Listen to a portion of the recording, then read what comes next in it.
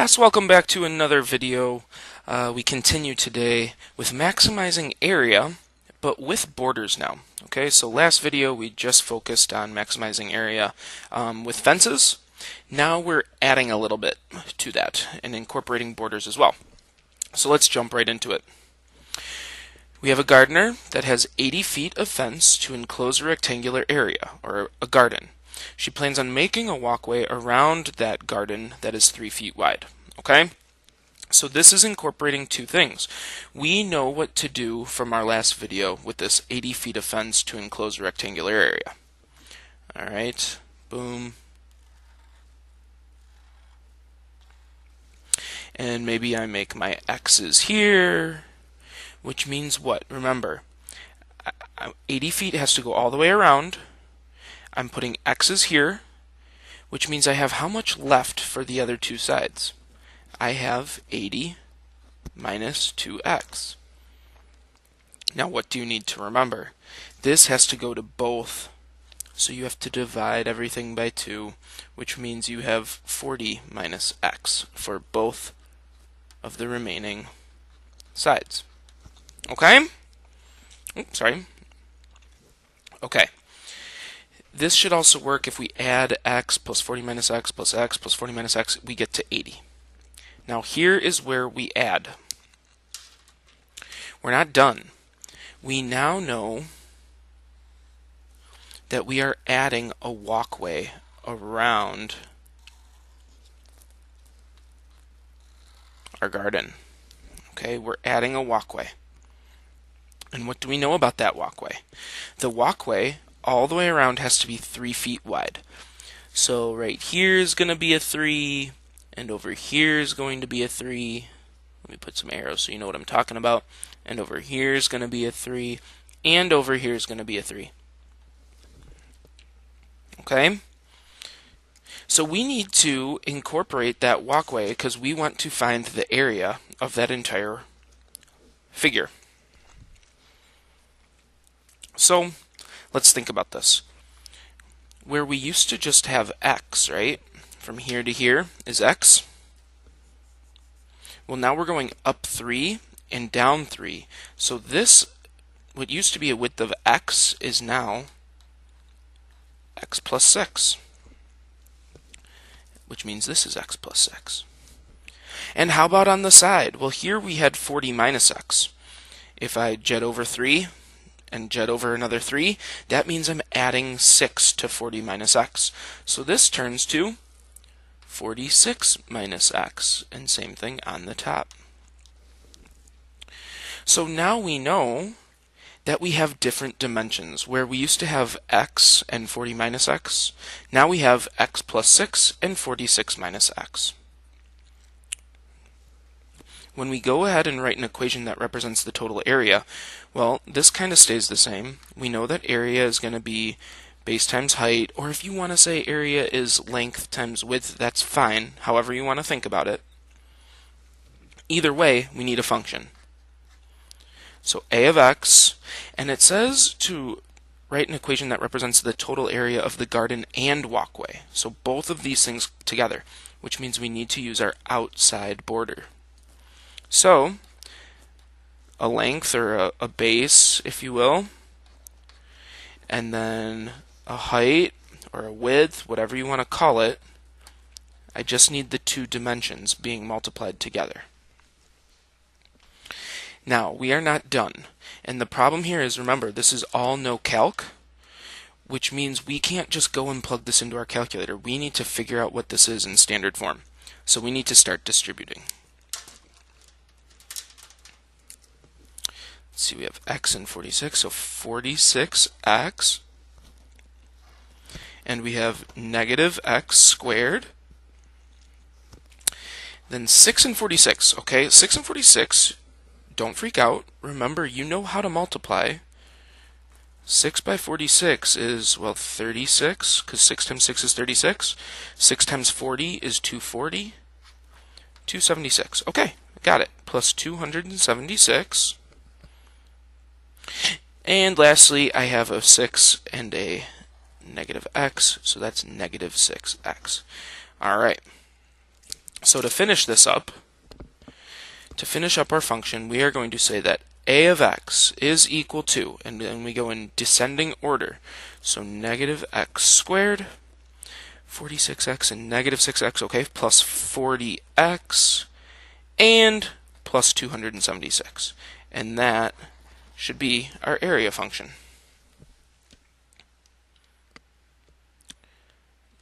And now we graph. All right. Don't stress out. I know it's a crazier function than normal, but this is doable. We have area, so total area. We have x, and in this case, make sure you look and see from your picture what x is. X is representing, I don't know, let's go with a width or a height of the garden. Okay? So I'm going to say, because it's going up and down, I'm going to use the word height, but you do not have to. It is important for you to understand that this x is part of the garden, not the walkway, though. Okay? So please make sure to keep that in mind. When I go to graph, I know it's a parabola opening down. I know there is a y-intercept of 276. So I come up here to 276, and I sketch something that looks like that. It doesn't have to be perfect, but you know that this should be at 276. Okay, now, you know what's coming next, right? Every time we do this, it's because we're trying to find the largest area. That's what I mean by maximizing area. So if we want to get the largest area, that means we have to look at our vertex. And I know to get my vertex, I need to use H and K formulas. Let's see what's going on. What is the largest area? Well, largest area goes with our K value, right? Because area is a Y value. K is a Y value. So I need to find K, which means I need to use C minus B squared over 4A. Oh, you guys can't see what I'm writing. Alright, I have to use my K formula. When I go and I start to plug stuff in, okay, so 276 minus B is 40, so 40 times 40 all over 4, and what do we have, negative 1 times negative 1. Alright, this is nice. What happens? Pluses cancel. A 4 and a 40 can reduce to 10 and 1. This is great. 276 plus 10 times 40 is 400. So 676 is our largest area. Now 676, you need to put units on this. Our fencing was in feet, so everything we're doing is in feet. However, this is area. So we need 676 feet squared.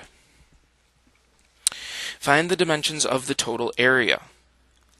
Alright, what else do we need to do then?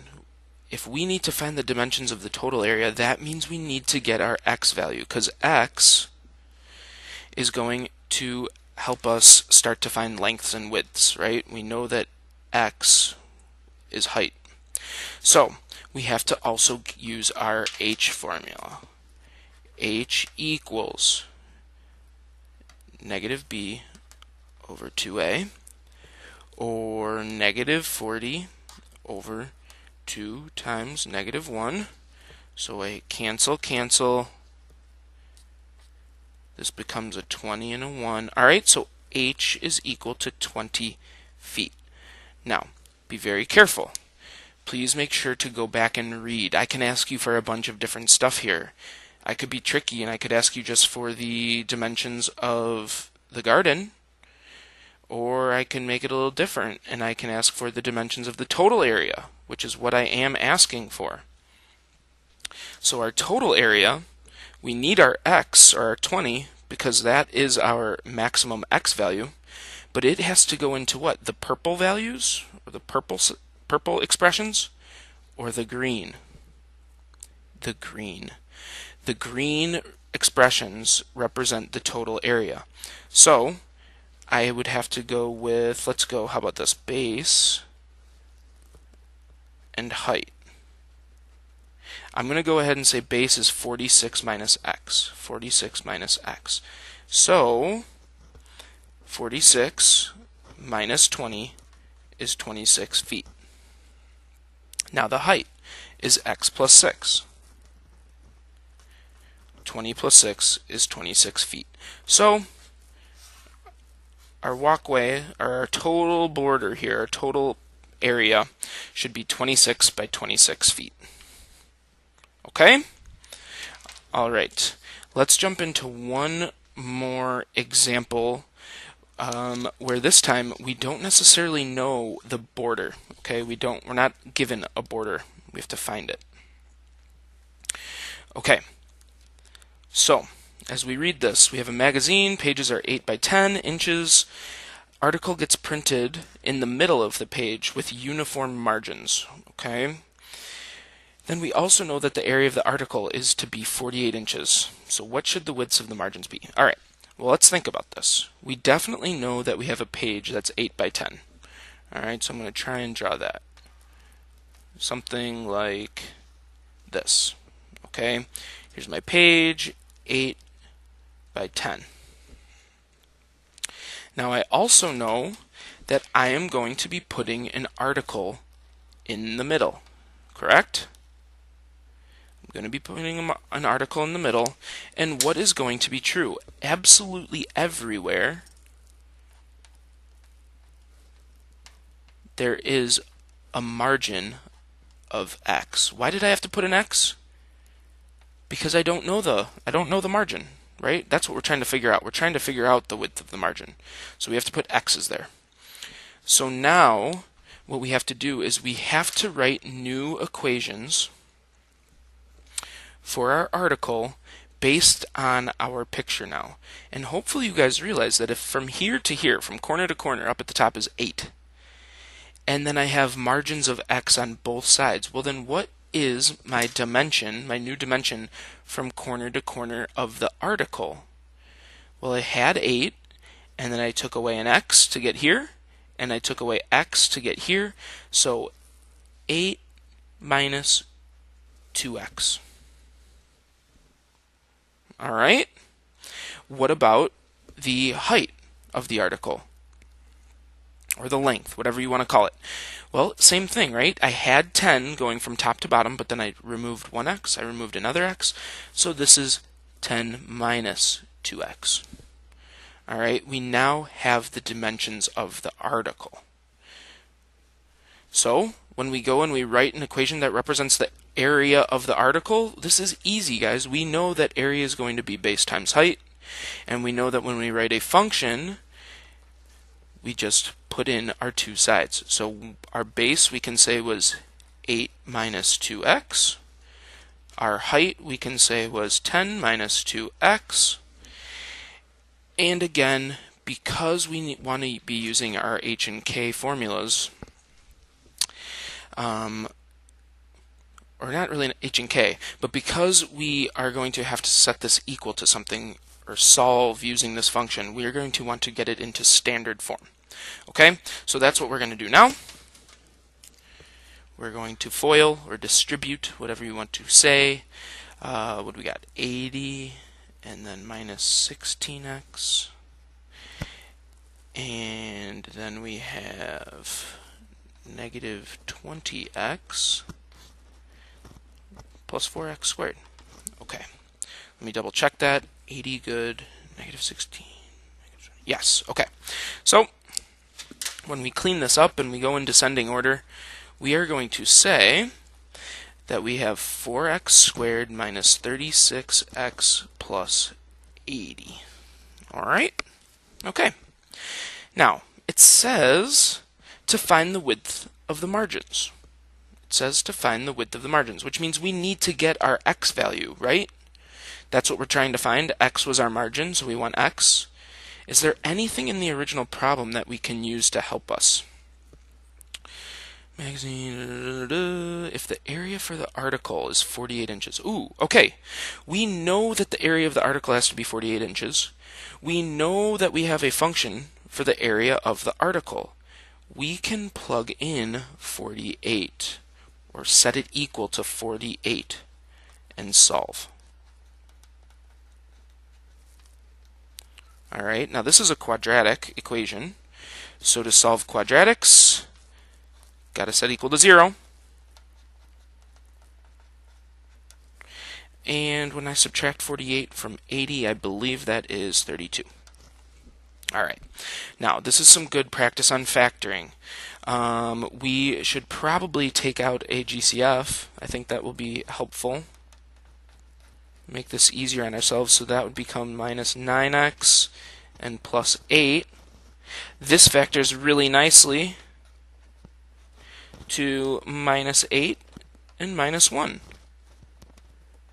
So now we know from this that our different border values can be 8 or 1.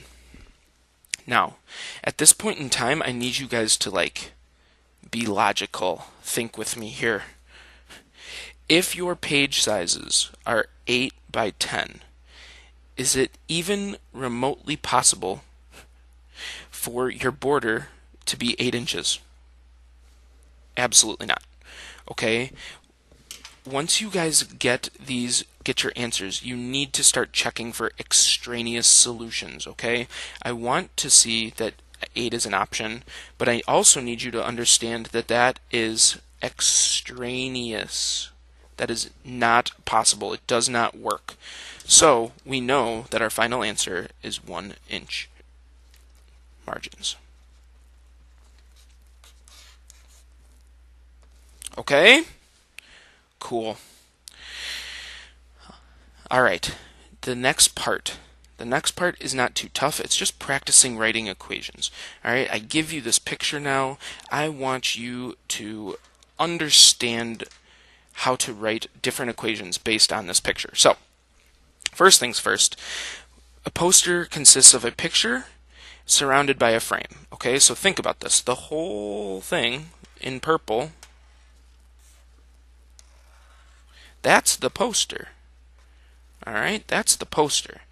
So when we want to get the dimensions of the poster, or write the area of the poster, we need the dimensions of the poster, I should say. Okay? So if the picture was 6, and then I have margins of x on both sides, let me rephrase that. If the base of the picture is 6, and both margins are x, well then the base of the poster has to be 6 plus 2x. And what about if our height is 4? Well, you add x on each side, so 4 plus 2x. So the area of the poster is going to be, and again, all of these areas are base times height or length times width.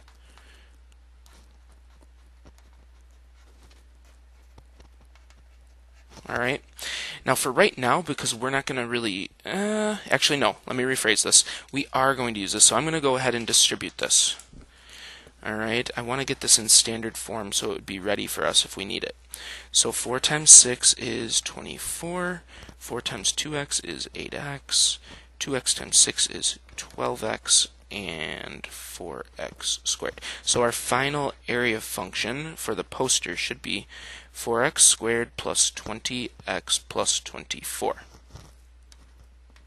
All right.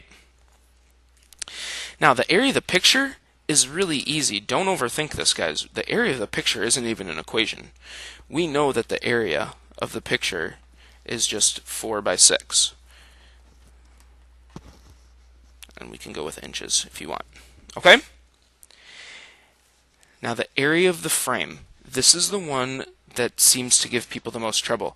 What you need to understand is we have the total area and we have the inside. What can we do if we want to just get the frame? Think about it. You can just take it out. Take out the picture.